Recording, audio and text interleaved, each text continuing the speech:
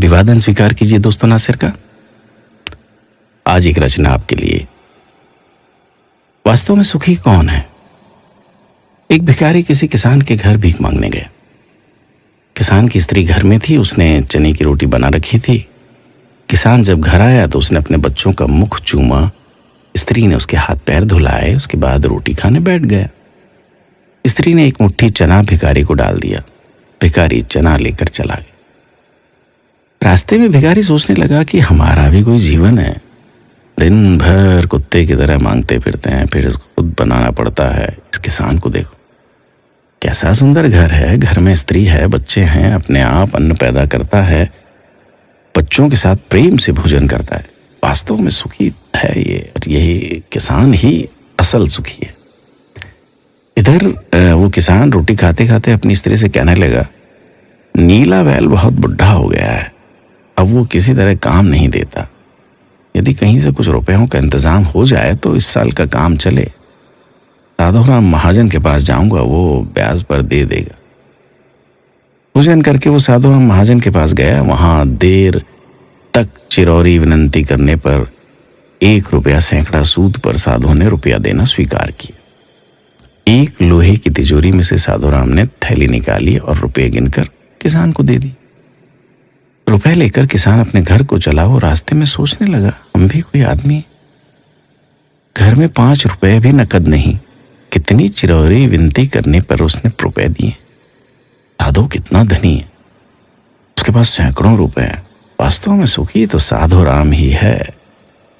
साधुराम छोटी सी दुकान करता था। वो एक बड़ी दुकान से कपड़े ले आता था और उसे बेचता था। दूसरे दिन साधुराम कपड़े लेने गया। वहां सेठ पृथ्वीचंद की दुकान से कपड़ा लिया। वो वहां बैठा ही था कि इतनी देर में कई तार आए। कोई बॉम्बे का था, कोई कलकत्ते का था, किसी में लिखा था 5 लाख मुनाफा हुआ, किसी में 1 लाख का। साधु महाजन ये सब देखता रहा। कपड़ा लेकर वो चला आया और रास्ते में सोचने लगा कि हम भी कोई इंसान हैं। 100-200 जुड़ जाते हैं तो महाजन कहलाने लगते। पृथ्वीचंद कैसे? एक दिन में लाखों का फायदा। वास्तव में सुखी तो पृथ्वीचंद ही है जो वहां बैठा है। उधर पृथ्वीचंद बैठा ही था कि इतने में तार आया कि 5 लाख का घाटा हो गया है। वो बड़ी चिंता में था कि नौकर ने कहा कि आज लाट साहब की राय बहादुर सेठ के यहाँ दावत है, आपको जाना है, मोटर तैयार है। पृथ्वीचंद मोटर पे चढ़कर राय बहादुर की कोठी पे चले गए। वहां सोने चांदी की कुर्सियां पड़ी थी। राय बहादुर से कलेक्टर कमिश्नर हाथ मिला रहे थे। बड़े बड़े सेठ खड़े थे। वहां पृथ्वीचंद सेठ को कौन पूछता। वो भी एक कुर्सी पे जाके बैठ गए। लाट साहब आए, राय बहादुर से हाथ मिलाया, उनके साथ चाय पी और चले गए।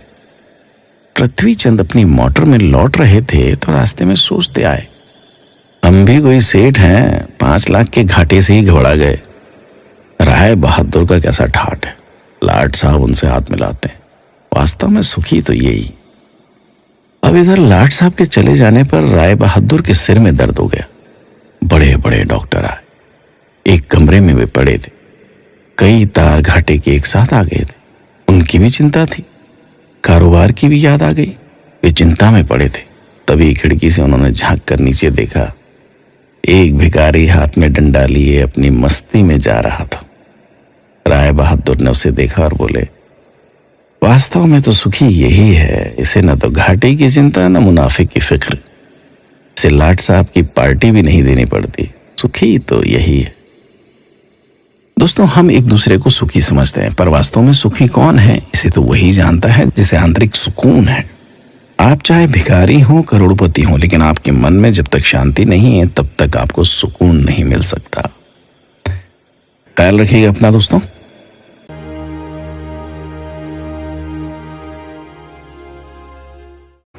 दोस्तों, ये वीडियो आपको कैसा लगा कमेंट कीजिए, लाइक कीजिए, शेयर कीजिए। हाँ, बेल बटन दबाना न भूलिए, क्योंकि हमारा वीडियो सबसे पहला आपको मिले। नमस्कार।